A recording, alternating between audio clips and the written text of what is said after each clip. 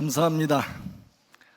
주일 아침에 여러분들과 함께 예배의 자리에서 예배할 수 있게 된 것을 참으로 감사하게 생각합니다. 제가 우리 교회에서 한 21년 사역을 했는데 우리 교회에서 저보다 3개월 먼저 있었다고 저를 우습게 보는 사람이 있습니다. 그런데 오늘 이 자리에는 2002년도에 만난 분들이 있기 때문에 그분들이 오늘은 이길 것 같습니다.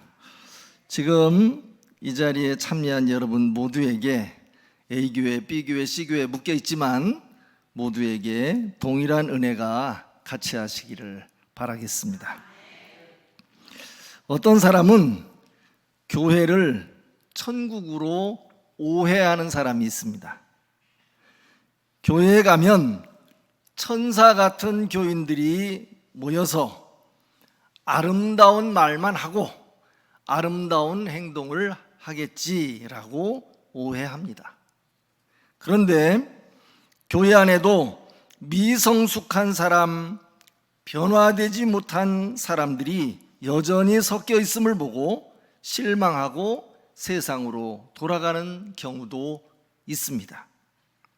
어떤 사람은 교회를 알라딘의 마술 램프처럼 오해하는 사람도 있습니다. 그래서 교회에 나와서 자기가 말하는 것, 자기가 요청하는 것, 자기가 바라는 것 다 들어주어야 한다고 생각합니다. 그러면서 자기 요청을 들어주지 않아서 불만을 하고 불평을 하는 경우도 있습니다. 여러분은 어떤 교회를 생각하고 계시는지, 여러분은 어떤 교회를 머리에 두고 있는지 한 번쯤 생각을 해보시기를 바랍니다. 혹시 여러분이 생각한 교회와 실제 우리 교회의 모습이 달라서 실망한 분이 있는지도 모르겠습니다. 하나님께서는 어떤 교회를 세우시려고 구상하셨을까요? 우리는 성경을 통해 사도행전이나 복음서나 서신서나 성경에 나와 있는 초기 교회의 원형을 생각하며 우리가 생각하는 교회가 아니라 성경이 말씀하는 초기 교회 원형을 생각하며 그런 교회를 만들어 가려고 노력하는 것이 교회 생활 잘 하는 겁니다. 고린도전서에는 신약 성경 중에 가장 먼저 기록된 책 중에 하나라고 알려진 이 고린도전서 가운데에는 여러 구성원이 나와요. 유대인, 장사꾼, 떠돌아다니는 사람, 또 이방인, 우상숭배자, 노예 등등 여러 사람들로 구성되어 있습니다. 특별히 고린도 교회는 분열된, 당을 짓는, 그리고 성만찬을 무시하고 도덕적인 타락, 성적인 타락 등등 여러 가지 문제가 많이 섞여 있는 교회였습니다. 그러나 주님은 문제가 많은 고린도 교회였지만 포기하지 않으시고 바울을 통해서 편지를 보내시고 책망하시고 격려하시고 또 교훈하셔서 교회를 바르게 세워가시고자 하시는 의도가 성경에 나와 있습니다. 고린도전서 3장 말씀을 통해서 그리스도인들의 공동체 교회란 어떤 것인가? 하나님께서는 적절한 비유를 통해 주님께서 구상하신 교회의 신비를 열어 보여주십니다. 먼저 6절에서 9절 가운데 보면 교회는 하나님의 밭과 같다라고 이야기해요. 당시 고린도 교인들이라고 하면 누구나 밭이라든지 과수원이라든지 이런 것들과 굉장히 친숙했을 겁니다. 왜냐하면 고린도 지역에는 많은 과수원이 있었다고 알려지고 있습니다. 여러분의 밭에도 채소나 곡식이 심겨지고 가꾸어집니다. 어제 그저께도 제가 어디 지나가다가 보니까 어디 주말 농장인가 봐요. 보니까 요만큼씩 쪼개져 있는데 그 쪼개진 한 4고랑, 밭이 한 4고랑 5고랑씩 돼요. 근데 거기에 골고루가 5개 있습니다. 골고루가. 제가 그걸 보면서 저렇게 열심히 농사를 짓는 집은 잘 열리고 어떤 집은 보니까 시원치 않아요. 어떤 집은. 그러니까 그 집은 띄엄띄엄 오는 집이에요. 근데 어떤 집은 토마토, 오이, 또 무슨 방울토마토, 상추, 별별가가 다 있습니다. 그 4고랑 안에. 그래서 그거 와서 조금씩 따가지고 이제 가고 그러나 봐요. 밭에는 채소나 곡식이 심겨지고 가꾸어지죠. 농부가 씨를 뿌립니다. 물도 줍니다. 거름도 줍니다. 그런데 농부가 여러 가지 노력을 하지만 결과적으로 열매를 맺는 것은 창조주께서 도와주실 때 가능합니다. 교회 안에서 심는 사람은 복음을 전하는 사람이라고 이야기합니다. 물 주는 사람도 있습니다. 전도자도 있고 양육자도 있고 교회 안에 여러 사역자들이 있습니다. 그러나 사람이 뭘 하는 것 같지만, 사람이 뭘 하는 것 같아도 결국은 하나님께서 도와주실 때만 무언가가 됩니다. 교회는 하나님의 밭과 같습니다. 하나님께서 이 땅에 두신 교회를, 이 땅에 교회를 두신 이유는 구원받게 하시고 믿음이 자라나게 하시고 열매 맺게 하시고 장차 하나님의 나라로 인도하시려고 하시는 거죠. 여러분은 다 나무와 같습니다. 여러분의 신앙 나무에 아름다운 열매들이 탐스럽게 예쁘게 익어가는 그런 좋은 나무들이 되셔야 합니다. 교회 안에 영적으로 거듭나는 사람이 없거나 성장하는 사람이 없거나 하나님의 백성으로 변화되는 사람이 하나도 없다면 그 교회는 칭찬받기 어려운 교회라고 할 수 있겠죠. 쓸모없다고까지 말하면 너무 가혹하고 칭찬받기 어려운 그런 교회라고 할 수 있겠죠. 우리는 우리 교회 공동체를 좋은 밭으로 만들어야 합니다. 좋은 밭으로 만들려면 부지런히 씨를 뿌리고 또 싹이 나면 또 잎이 나면 또 열매가 열리면 그걸 계속 돌보아야 합니다. 며칠 전에 제가 어딜 지나가다가 보니까 밭에다가 까만 비닐을 다 씌웠어요. 밭이 꽤 커요. 그걸 멀칭이라고 하죠. 꽤 씌웠어요. 보니까 콩을 심었더라고요.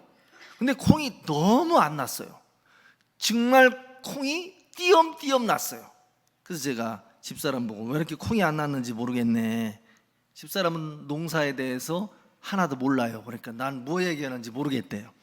저는 농사에, 우리 아버지가 농사였으니까 제가 보면 저렇게 농사를 지으면 안 되는데, 저거 빨리 빵꾸난 자리를 빨리 떼워야 되는데, 뭐 이런 생각을 하면서 지나갔습니다. 여러분, 농부의 마음이 여러분에게도 필요합니다. 교회는 밭과 같습니다. 그래서 교회 안에 심겨 있는 꽃과 같고 곡식과 같고 나무와 같은 여러분들이 때를 따라 열매를 맺는 그런 좋은 신자들이 되어야 합니다. 농부가 밭에다가 씨를 대강 뿌려놓고 알아서 살든지 말든지 알아서 해라, 그런 농부는 없어요. 땀 흘려 일을 합니다. 가물면 물 주고, 비 오면 물 빠지게 하고, 비료 필요하면 비료 주고, 벌레 생기면 벌레 잡고 최선을 다합니다. 교회는 밭과 같은데 여러분, 우리 교회 안에 여러분이 신앙생활 하는 동안 얼마나 신앙적으로, 얼마나 영적으로, 여러분의 전 인격적으로 조금이라도 성장이 있는지 한번 생각을 해보세요. 생각을 해보시라고 하니까 졸면서 생각하는 척 하지 말고 생각을 해보세요. 생각을 안 하면 바보가 됩니다. 생각을 해야 돼요. 교회는 주님의 밭과 같은데 우리가 심는 일, 물 주는 일, 보살피는 일, 우리가 늘 신경을 써야 합니다. 두 번째는 9절에서 15절 말씀에 보면 교회는 하나님의 집과 같다. 교회는 하나님의 집이다. 고린도 지역은 건축으로 유명한 도시입니다. 따라서 집을 짓는 모습을 흔히 볼 수 있는 광경이었을 겁니다. 성경은 교회를 하나님의 집이라고 비유합니다. 집을 짓는 건축가처럼 짓는 사람의 공력에 따라 독특한 작품이 나오죠. 교회마다 건축가의 솜씨가 나타난 아름다운 건물로 완성되어 갈 수가 있는 거죠. 바울은 자신을 건축가라고 표현합니다. 바울이 닦아놓은 터는 예수 그리스도라고 하는 터입니다. 예수 그리스도라고 하는 터 위에 사람들이 교회를 지어가는 겁니다. 오늘 본문에 보니까 누구는 금이나 누구는 은이나 누구는 보석이나 누구는 나무나 풀이나 집이나 이런 여러 가지 자재를 가지고 집을 짓는다라고 이야기해요. 값비싸고 구하기 어려운 자재부터 시작해서 아주 저렴한 자재까지 나와요. 고급스러운 자재를 선택해서 지으면 건물이 멋지고 품위가 있죠. 그러나 저렴한 자재로 집을 지으면 빨리 지을 수는 있지만 그러나 금방 무너집니다. 유럽 같은 데 가보신 분들 계신데 가보면 뭐 천년 된 건물들이 허다해요. 천년 된 건물들이. 그런 거 보면 우리나라는 집을 너무 빨리 부수고 너무 빨리 짓고 그러는 것 같아요. 아니 우리나라는 30년만 돼도 막 부숴버리고 새로 짓는다 그러잖아요. 근데 유럽 같은 데는 뭐 100년 된 건 명함도 못 내밀어요. 길가에 있는 집들이 다 수백 년 된 그런 집들이 즐비합니다. 여러분, 여러분의 신앙의 집을 지푸라기나 나무나 그런 거 아니고 금이나 은이나 귀한 보석으로 집을 짓는 것처럼 여러분의 신앙의 집을 잘 지어야 합니다. 교회는 하나님의 집과 같습니다. 하나님을 위해서 짓는 집과 같습니다. 제가 지금 이야기하는 교회는 교회당을 말하는 게 아니에요. 각 사람이 교회입니다. 예수님을 믿는 여러분 한 사람 한 사람이 교회입니다. 이건 교회당. 교회당은 재건축하면 그냥 무너질 수 있어요. 그러나 여러분의 신앙, 여러분의 믿음의 집, 여러분의 신앙의 집은 무너져서는 안 되는 것이죠. 예수님을 기초로 하여 주님은 그리스도이십니다, 주님은 나의 구주이십니다 라고 하는 진정한 고백이 여러분에게 있을 때 여러분 각 사람이 좋은 신앙의 집을 지을 수가 있는 거예요. 건물에 철근이나 돌멩이나 시멘트나 나무나 유리나 뭐 여러 가지가 들어가서 멋있는 건물이 나옵니다. 여러분의 신앙도 여러 가지 은사와 여러 가지 능력, 여러 가지 성격, 별별 것이 다 섞여서 신앙으로 만들어져 가는 거예요. 우리나라 초대교회사에 나오는 전설 같은 이야기가 있습니다. 김익두라고 하는 깡패 이야기를 들어보셨을 거예요. 김익두라고. 이분이 1874년에 태어나서 1950년도에 세상을 떠나신 분이에요. 1920년대 부흥사로 길선주 목사님과 함께 우리나라 부흥운동을 일으켰던 유명한 분이에요. 이분은 이제 젊은 시절에 유명한 깡패로 이름을 날렸었는데 16살에 과거 시험을 봤다가 떨어지고 그러고 나서 고향에 내려와서 이 일 저 일 했는데 잘 안 돼요. 잘 안 되니까 술만 마시고 또 노름하러 다니고 주먹을 휘두르고 다니는 깡패가 됐다고 해요. 그래서 부인들이 시장에 가는 날 장에 가는 날 성황당 아시는 분? 성황당 아시는 분? 있습니다. 성황당이라고. 옛날에는 동네 입구에 또는 그런데 큰 나무라든가 뭐가 있고 뭐 이렇게 돌 쌓아놓고 거기다가 물 한 바가지 붓고 비는 거예요. 무언가 빕니다. 그런 성황당이라고 하는 데가 있었는데 동네 부인네들이 시장에 나갈 때 거기다가 그렇게 빌었대요. 신령님 오늘 기믹도 안 만나게 도와주세요 하고 돌멩이 하나 쌓아놓고 갔대요.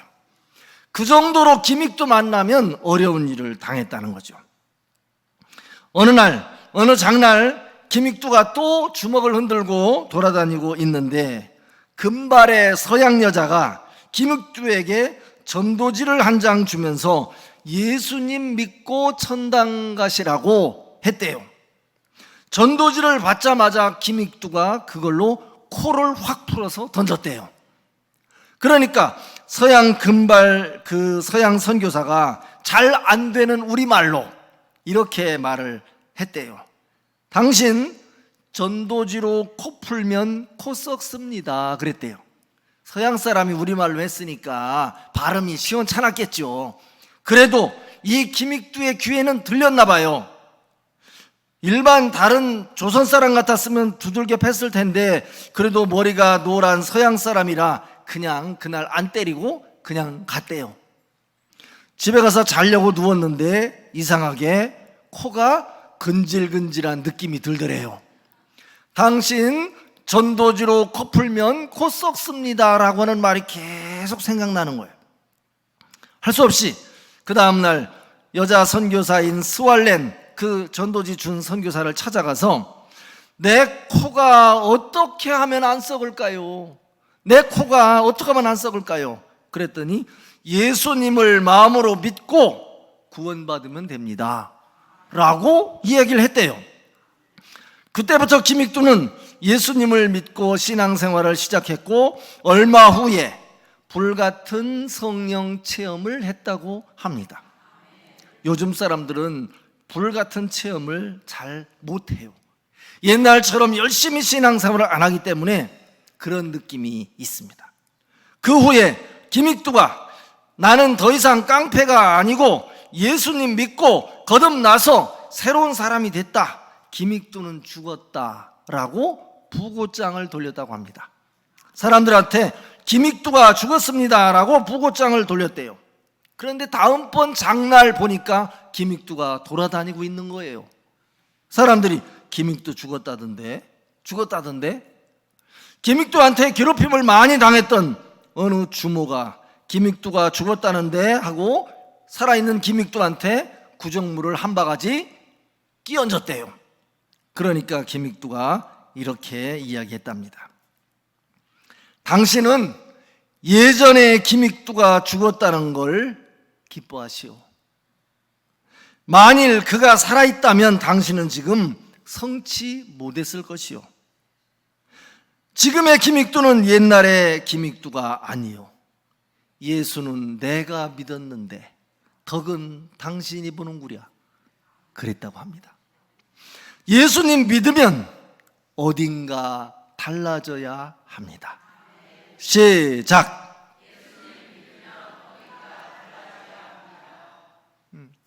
얼마나 달라지셨어요? 옆 사람 보라고 안 할게요. 그냥 얼마나 달라지셨어요? 그래도 제 생각은 그렇습니다. 믿으니까 이만이나 하지, 믿으니까 그만이나 하지. 그 인간이 예수님마저 안 믿었으면 큰일 낼 인간이 많죠. 믿으니까 이만이나 한 거죠. 물과 성령으로 거듭난 성도는 날마다 성령님의 인도하심을 따라서 살아가야 합니다. 지금 이 자리에 저를 포함해서 안경 쓴 분들이 꽤 있는데 안경은 자기 눈에 딱 맞아야 잘 보여요. 남의 안경을 써봤자 안 보여요. 자기한테 맞아야 보여요. 성령님께서 여러분을 마치 딱 맞는 안경처럼 여러분을 밝은 길로, 복된 길로 인도해 주시는 은혜가 함께 하시기를 바랍니다. 넓게 보면 우리 신자는 다 건축자와 같아요. 하나님의 집에 들어가는 자재는 불에 타지 않는 자재로 지어야 합니다. 여기서 불이라고 하는 말은 아궁이 불이 아니고, 성경에서 불이라고 하는, 오늘의 성경에 나오는 불은 시련이나 환난이나 고난이나 어려운 그런 걸 얘기하는 겁니다. 여러분, 살다가 보면 시련을 만납니까? 안 만납니까? 어려운 일이 있습니까? 없습니까? 이상하네. 나만 있는 줄 알았더니 다 있어요. 어려운 일을 만나고 힘든 일을 만나고 불같은 시험을 만날 때, 그럴 때 십자가를 더 붙들어야 합니다. 신앙이 있나 없나 볼 수 있는 척도는 어려운 일 당했을 때 저 사람이 십자가를 붙드나, 신앙 안으로 더 들어오나, 아니면 나가 떨어지나, 그걸 보는 거예요. 어려운 일 당할수록 주님께로 더 가까이 나오는 여러분이 되셔야 합니다. 마치 옛날 엄마들이 키질 하는 거하고 비슷해요. 키질이 뭔지 아시죠? 옛날 엄마들 이거 하면 쭉정이는 다 날아가 버리고 알맹이는 안으로 들어오잖아요. 어려움을 만날수록, 힘든 일을 만날수록 신앙으로 주님께로 더 가까이 나오는 여러분들이 되셔야 합니다. 세 번째는, 교회는 하나님의 성전입니다. 16절과 17절에 교회를 가리켜 하나님의 성전이라고 이야기해요.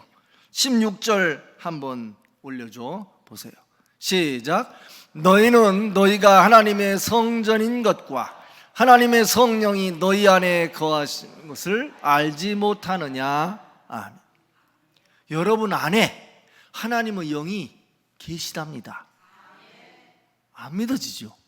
여러분 속에 주님의 영이 계시대요. 주님의 거룩하신 영이 내주하시는, 그리고 충만하시는, 그리고 넘쳐나시는 은혜가 여러분 안에 있어야 합니다. 성경은 이렇게 말씀해요. 성전은 하나님의 임재를 상징하는 건물도 되고, 또 성전은 여러분 각 사람이 성전 되기도 합니다. 성경은 이렇게 말해요.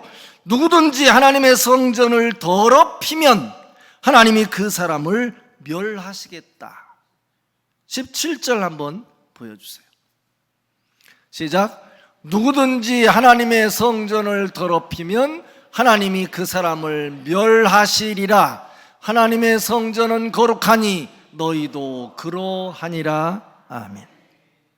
여러분 속에 하나님의 영이 거하신다잖아요. 그러니까 여러분이 성전이라는 거예요.